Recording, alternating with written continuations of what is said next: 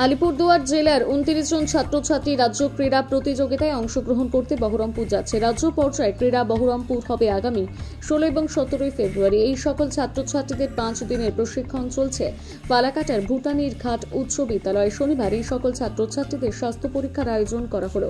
স্বাস্থ্য পরীক্ষা করছেন ফালাকাটা সুপার স্পেশালিটি হাসপাতালের চিকিৎসক, উপস্থিত ডিপিএসসি চেয়ারম্যান পরিতোষ বর্মন।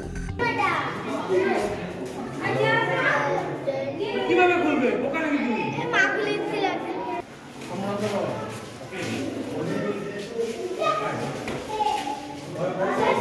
যাও কানেক্টর বাচ্চা আছে এখন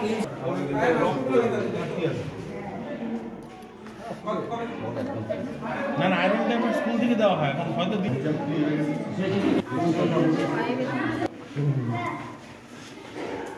এখানে যে চিকিৎসা শিবিরটা এসে হচ্ছে আজকে এখানে মানে আসলেন কিসের জন্য, কি কর্মসূচি ছিল?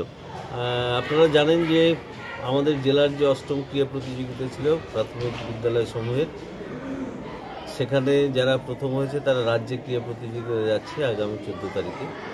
তাদের একটা প্রি কোচিং সেন্টার এখানে চালু করেছে আমরা 5 দিনের কোচিং সেন্টার, তার আজকে তৃতীয় দিন।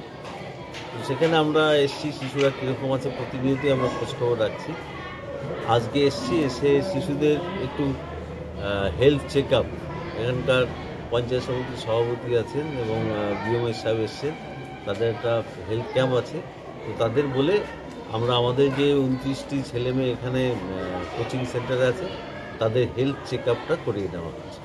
রাজ্য পর্যায়ে খেলা কোথায় হচ্ছে এবং কত তারিখ হবে? মুর্শিদাবাদে হচ্ছে, মুর্শিদাবাদ জেলার বহরমপুরে আগামী 16-17 দুদিন ধরে রাজ্য স্পোর্টস। 16-17 ফেব্রুয়ারি। ফেব্রুয়ারি ও সেখানে ওরা অংশগ্রহণ করবে? হ্যাঁ, সেখানে ওরা অংশগ্রহণ।